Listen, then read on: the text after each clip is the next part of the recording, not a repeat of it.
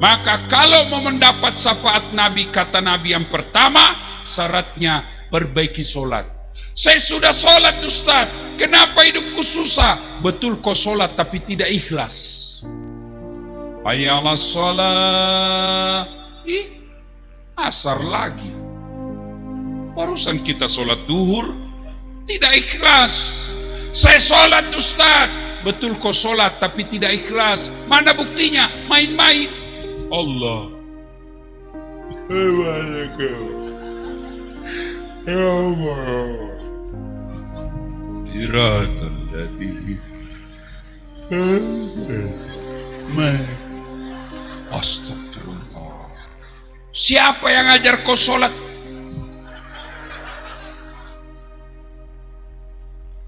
Sholat tidak semangat ketemu dengan Allah. Adakah orang sholat itu? Sholatnya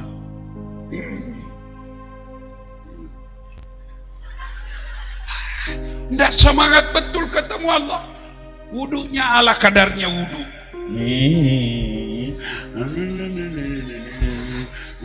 Putar ke kiri.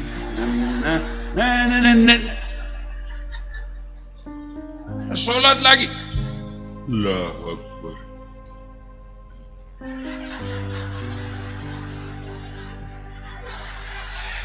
Kau ketawa karena kau bayangkan semua dirimu toh.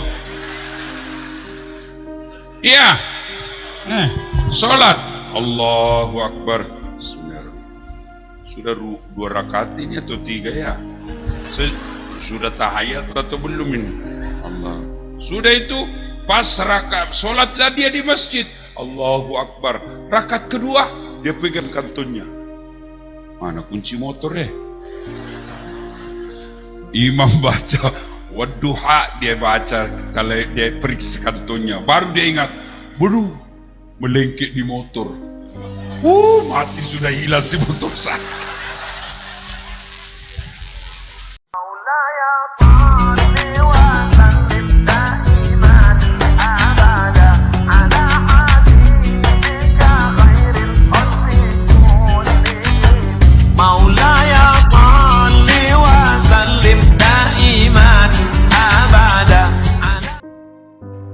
Adik-adik,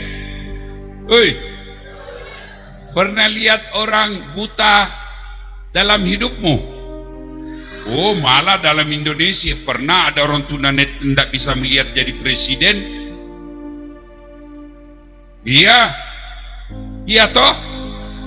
Pernah lihat orang dioperasi tangannya, putus tangannya, masih bisa hidup? Ada, saya lihat itu banyak di Facebook. Tidak ada 2 tangannya, dia urus anak dan istrinya, bisa hidup. Pernah lihat orang tidak ada tungkai kakinya? Pernah saya lihat itu di medsos, jalannya pakai pantat, bisa hidup. Pernah lihat orang tidak ada 2 telinganya, bisa hidup? Pernah. Tapi pernahkah kau lihat orang tidak ada kepalanya? Bu, pernahkah lihat orang jalan tidak ada kepalanya? Tidak mungkin. Itulah orang yang tidak sholat. Ibaratnya manusia yang tidak punya kepala, pasti jenazah. Maka saudaraku, sholat. Ibu-ibu, biarkan rumahmu ngontrak-ngontrak, tapi pelihara sholatmu. Insya Allah anakmu nanti yang bikinkan ke rumah lebih baik dari rumahnya Haji Deden. Tapi kalau kau tidak sholat, suamimu tidak sholat, anakmu sudah kau tidak ada sholat, maka sampai tua dan sampai cucu-cucumu juga nanti hidupnya susah. Apa susahnya sholat? Kau bilanglah, nih ibu-ibu, yang paling banyak dah sholat ibu-ibu kalau apa? Kalau ada pengantin. Oh, mukanya dia dampul, coklat, biru, krem, abu-abu. Kayak orang sudah tabrak tiang listrik. Wah, baru alisnya tebal, dia kasih tikungan tebal sebelah, ada lagi naik sedikit di sini. Saya tanya, kenapa dikasih lebih segini? Bilang, supaya seperti artis Korea. Artis Korea baru disatui tinggal. Oh, Masya Allah. Umurnya sudah 60, dia pakai juga soft lens. Umurnya sudah 60, pakai kawat gigi. Pret. Lalu tibalah waktu sholat, tidak sholat. Kenapa? Gara-gara make up dan jilbabnya yang susah dia pasang. Padahal sudah haji tiap tahun. Padahal sudah umroh tiap tahun. Tapi gara-gara make up tidak sholat. Dan itu paling banyak perempuan saya lihat. Kapan lagi perempuan banyak tidak sholat?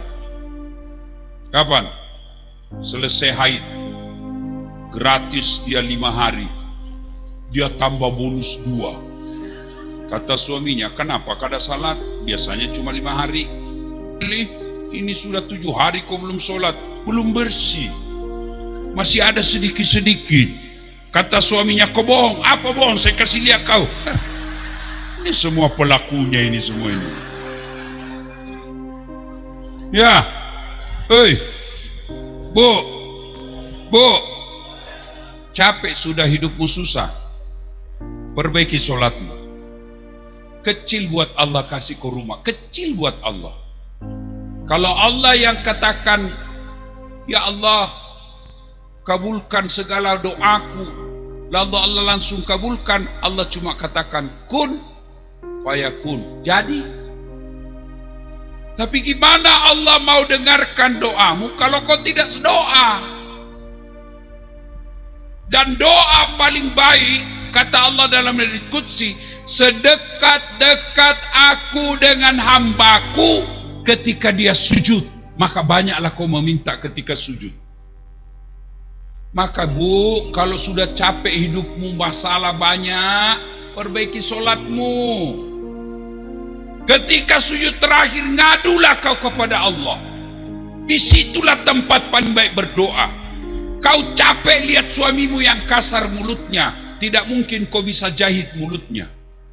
Kau capek lihat suamimu yang suka bohong, tidak mungkin kau bisa larang dia bohong. Tapi kalau Allah yang luruskan suamimu, sebentar saja dia taubat. Tapi bagaimana Allah mau dengar hidupmu? Bagaimana Allah mau perbaiki hidupmu? Kau tidak pernah sholat. Masya Allah. Saya lihat banyak pejabat. Ada orang kaya kawan saya yang pinjami seheli ke sini. Allahu Akbar. Itu ajudannya takutnya minta ampun. Kalau beliau katakan ajudan, itu ajudan langsung lompat biar dia lagi tidur. Kalau perlu dia tinggalkan istrinya. Ajudan, siap. Aji, siap Aji. Kalau ada telur di sini, nah makan itu telur bulat-bulat. Iya toh? Padahal itu Aji, ada wafatnya, hilang jabatan dan kekayaannya. Begitu takutnya manusia. Tapi kenapa ketika Allah panggil kalian, Allah yang kasih kalian umur, Allah yang kasih kalian kesehatan, Allah yang kasih kalian rezeki, lalu Allah panggil kau, hayya alal falah, hayya alas sholat, sini kamu, sini kau sholat. Tapi apa? Lagi toko.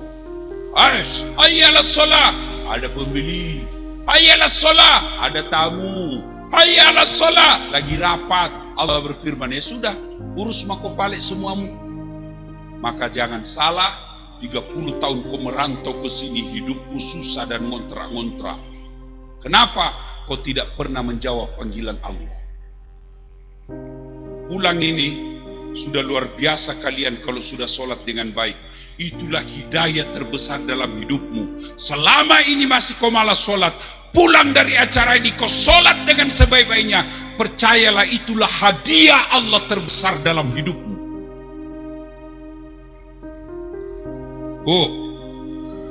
Biarkan hidup kita menderita dari segi ekonomi, tapi sholatmu baik, insya Allah tidak mungkin kau menderita selamanya.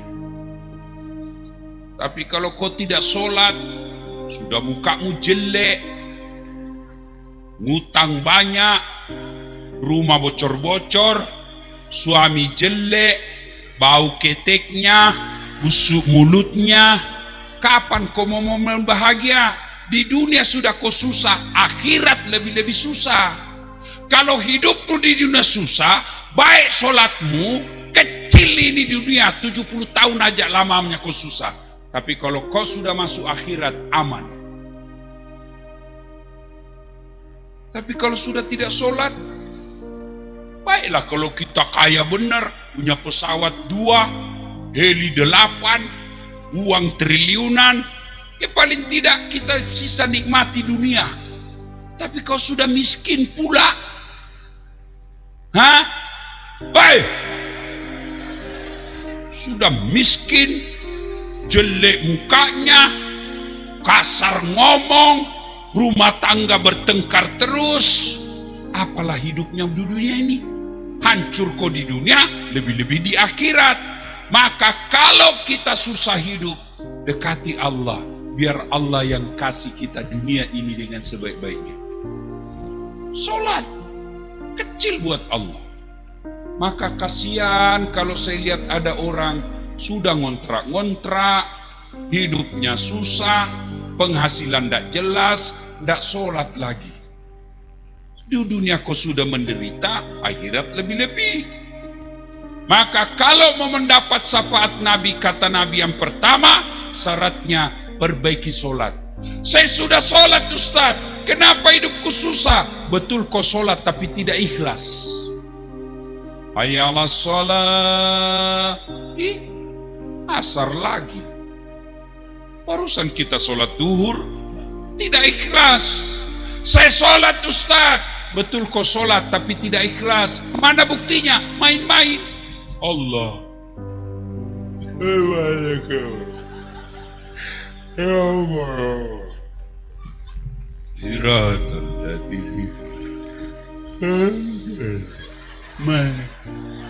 astagfirullah. Siapa yang ajar kau sholat?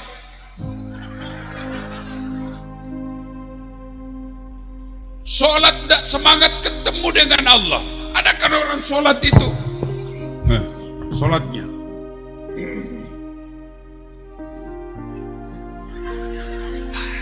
tidak semangat betul ketemu Allah. Wudunya ala kadarnya wudu.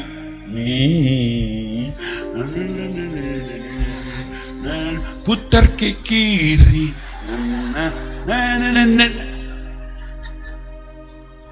Sholat lagi. Allahu Akbar.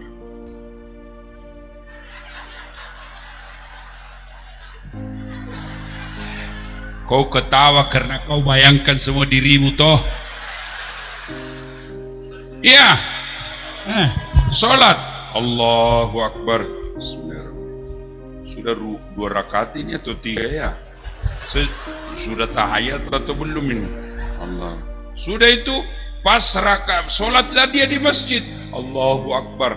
Rakaat kedua dia pegang kantonnya. Mana kunci motor ya? Imam baca wadduha, dia baca, kalau dia periksa kantonnya, baru dia ingat, waduh, melengket di motor. Mati sudah hilang si motor saya. Ya, maka sebelum sholat perhatikan dulu apa sebab, apa yang bisa membuat sholat kita khusyuk.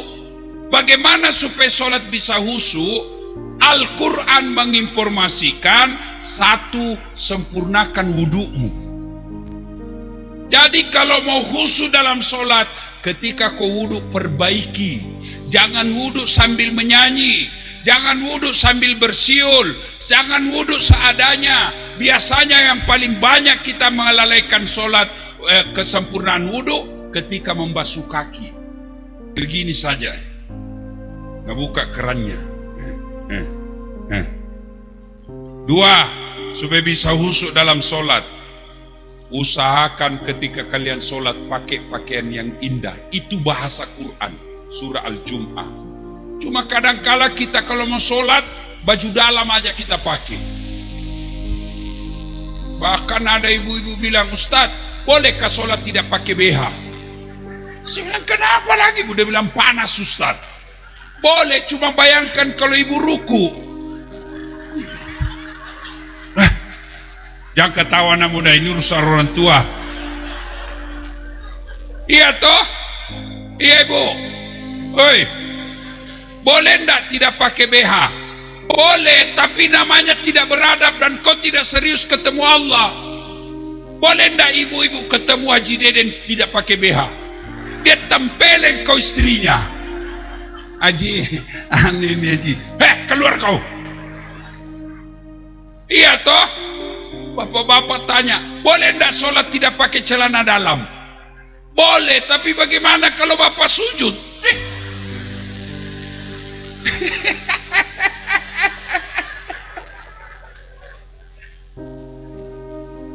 Maka hari ini, pulang acara ini, yang kalian sudah sholat, alhamdulillah. Tapi jangan puas sampai situ. Hari ini sempurnakan sholatmu. Pakailah parfum ketika kalian mau sholat. Pakailah baju yang baik. Bu, salah satu kekaguman saya kepada ibu saya di kampung, usia sekarang beliau 88 tahun. Beliau juga pakai kursi kayak beliau. Sudah tidak bisa ini lututnya. Tapi yang membuat saya tidak bisa contoh, setiap mau sholat pasti dia cuci badannya. Dan pasti dia ganti baju. Dia gantung bajunya dengan tudungnya baku samping, yang baju itu hanya khusus dipakai sholat. Tidak ada sekolah, tapi telaten menghadap Allah. Kadang-kala kita sholat karena panas, pakai baju dalam saja. Sah sholatmu, tapi Allah menilai kau tidak ikhlas ketemu saya. Bapak ibu mau ketemu paman birin aja pakai parfum. Kalau perlu pakai baju batik yang dipinjam. Kenapa ketika mau ketemu Allah kalian berpakaian seadanya? Kenapa kalian tidak sikat gigi dulu? Itu Nabi, Quran menganjurkan surah Al-Jum'ah, pakai yang bagus. Kalau masih di rumah sholat masih begitu, masih baik. Tapi banyak saya lihat bubuhan kita, pergi tanah suci, masuk ke Masjid Nabawi, Masjid Haram, pakai baju kaos. Pantas 30 tahun kau sholat, tidak bisa kau lepas dari kredit. Kenapa? Kau main-main sholat. Yang kedua, karena waktu terbatas.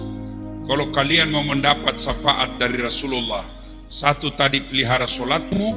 Yang kedua, banyak-banyak bersalawat kepada Rasulullah. Ibu-ibu, lagi cemas kau. Lagi gelisah, suamimu kau telpon tidak dijawab. Kau telpon hari kedua masih juga hilang kabarnya.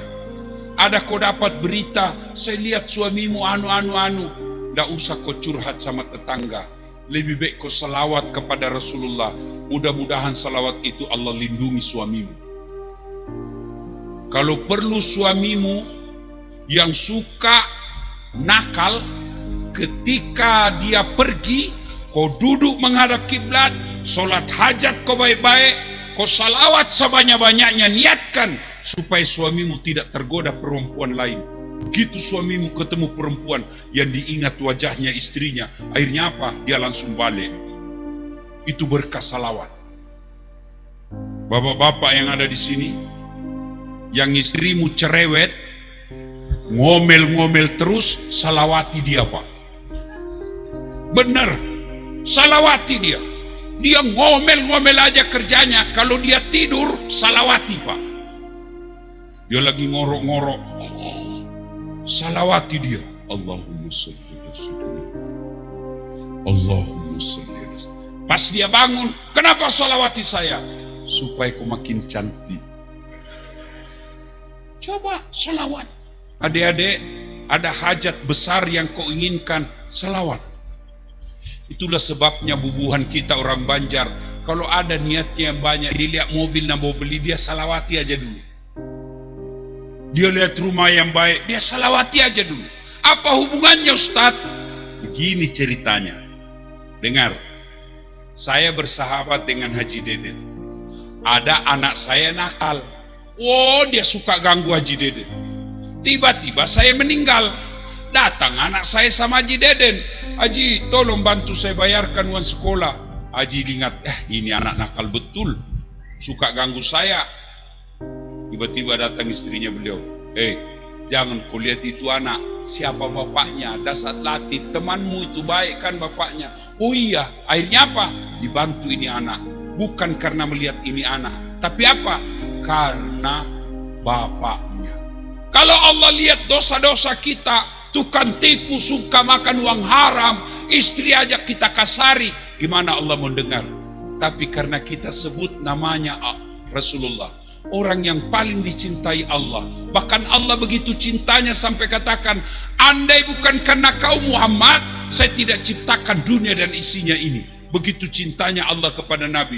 Kita sebut terus orang yang dicintai Allah itu. Akhirnya apa? Allah kabulkan doa kita bukan karena dasatnya, tapi karena dasat menyebut Rasulullah Muhammad sallallahu alaihi wasallam. Maka biasakan bersalawat. Ibu-ibu kalau kau diam, duduk-duduk di rumah, salawatlah. Suamimu pergi, salawatlah. Itulah enaknya pegang tasbih. Coba ibu kalau pegang tasbih, otomatis mulut ini ingat Allah kan? Ayo bu, ada yang bawa tasbih? Ada bapak-bapak sini bawa tasbih? Coba saya kasih lihat perhatian. Ini kalau orang Bugis bilang kalau ibu bapak pegang begini, ibu pegang begini, apa ada mulutmu gosip? Apa ada mulutmu cerita jelek kalau sudah pegang begini? Begitu pegang ini, langsung minimal kita sebut Subhanallah, Subhanallah, Subhanallah. Tidak ada orang pegang begini langsung dia bilang kue apang 2, durian 4, jalan kote 3. Tidak mungkin. Langsung ingat Allah. Maka dedek sekalian pegang begini, niatkan 1 hari 10 kali putar selawat kepada Nabi dan lihat efeknya. Ya Nabi salam alaik, ya Rasul salam alaik, ya Habib salam alaik, salawatullah alaik. Versi lain, Allahumma salli ala sayyidina, Allahumma salli ala sayyidina, Allahumma salli ala sayyidina. Mau yang lebih sahdu, ya Nabi salam alaika, ya Rasul salam, salam alaika, ya Habib salam alaika, salawatullah alaika. Bayangkan ada Nabi di depan kita, kita lagi banyak susah, kita jabat tangannya Nabi, kita cium tangan Rasulullah sambil bersalawat. Allah hadirkan Rasulullah di depanmu. Maka daripada kau cari muka sama manusia, belum tentu manusia itu menolongmu, tapi mintalah pertolongan Allah supaya cepat doamu dikabulkan. Salawat sebanyak-banyaknya kepada Rasulullah Muhammad sallallahu alaihi wasallam.